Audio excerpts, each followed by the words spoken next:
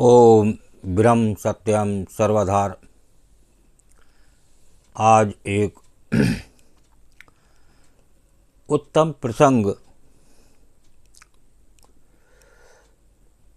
पिता और बेटी का प्रसंग, खाली कुर्सी का रहस्य। बहुत ही ज़बरदस्त प्रसंग, श्रवण करने लायक। एक बेटी ने एक संत से आग्रह किया कि वो हमारे घर आकर उसके बीमार पिता से मिले। ऐसी प्रार्थना करी, एक संत से आग्रह किया और जो बीमार पिता थे बेटी के, उनके बारे में प्रार्थना की। बेटी ने ये भी बताया कि उसके बुजुर्ग पिता पलंग से उठ भी नहीं सकते। संत ने बेटी के आग्रह को स्वीकार कर लिया। कुछ समय बाद जब संत उनके घर आए तो उसके पिताजी पलंग पर दो तकियों पर सिर रखकर लेटे हुए थे और एक खाली कुर्सी पलंग के साथ पड़ी थी।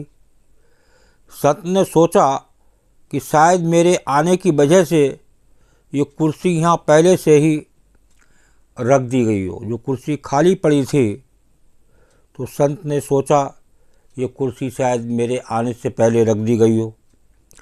संत ने पूछा, मुझे लगता है कि आप मेरे ही आने की उम्मीद कर रहे थे। तो पिता ने कहा, नहीं, आप कौन हैं? संत ने अपना परिचय दिया और फिर कहा, मुझे ये खाली कुर्सी देखकर लगा कि आपको मेरे आने का आभास था। तो पिता कहते हैं, ओह, ये बात नहीं है। आपको अगर बुरा ना लगे तो कृपया कमरे का दरवाज़ा बंद करेंगे क्या? संत को ये सुनकर थोड़ी हैरानी हुई, फिर भी दरवाज़ा बंद कर दिया। तो पिता कहते हैं, दरअसल इस खाली कुर्सी का राज मैंने आज तक किसी को भी नहीं बताया, यहाँ तक कि अपनी बेटी को भी नहीं बताया। पूरी जिंदगी में ये जान नहीं सका कि प्रार्थना कैसे की जाती है। मंदिर जाता था, पुजारी के श्लोक सुनता था, वो तो सिर के ऊपर से गुजर जाते थे, कुछ भी पल्ले नहीं पड़ता था।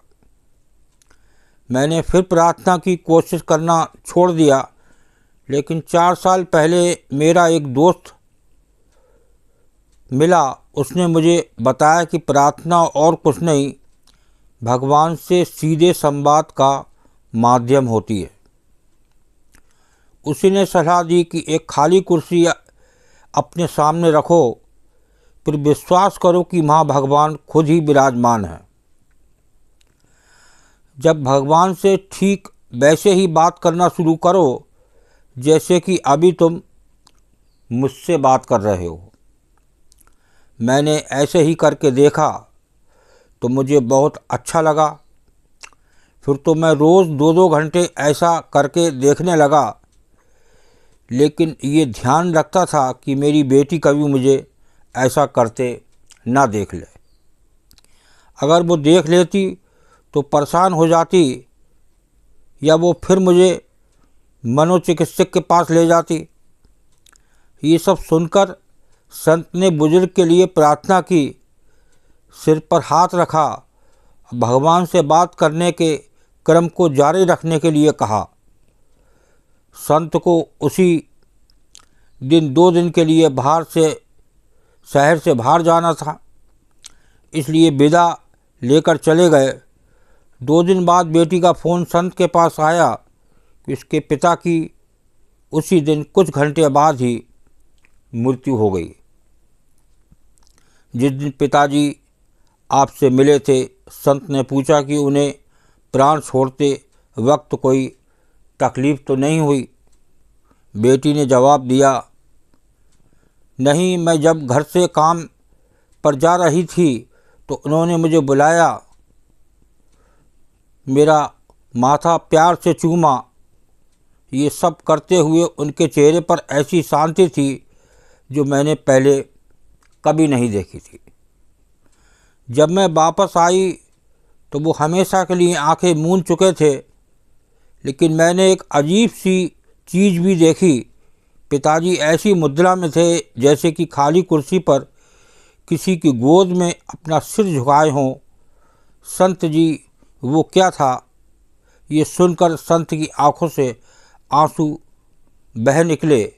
बड़ी मुश्किल से बोल पाए, काश मैं भी जब दुनिया से जाऊं तो ऐसा ही हो। बेटी, तुम्हारे पिताजी की मृत्यु भगवान की गोद में हुई है। उनका सीधा संबंध सीधे भगवान से था। उनके पास जो खाली कुर्सी थी उसमें भगवान बैठते थे और वे सीधे उनसे बात करते थे।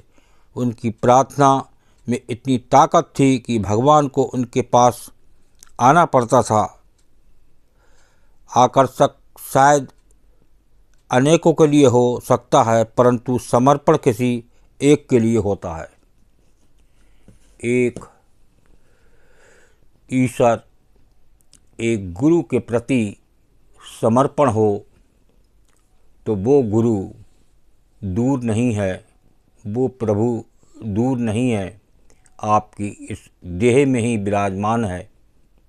सतगुरु तो अंतर रमे पल पल करें पुकार, तू आज्ञाकारी होए के घट का पाठ उघाड़। हम एक ईश्वर पर विश्वास नहीं है, इसीलिए धोखे में रहते हैं, जबकि वो हमारे हर समय अंग संग हैं। बस हमें विश्वास नहीं होता कि प्रभु, अपनी देह पर तो विश्वास है लेकिन प्रभु पर विश्वास नहीं है। इसीलिए जो एक खाली कुर्सी का रहस्य आपने श्रवण किया, जबकि उस खाली कुर्सी पर प्रभु खुद विराजमान रहते थे, जैसे आपकी इस देह में विराजमान है। इस पर एक विश्वास बनाएं तो निश्चित ही वो प्रभु, वो गुरु हर समय आपके अंग संग हैं।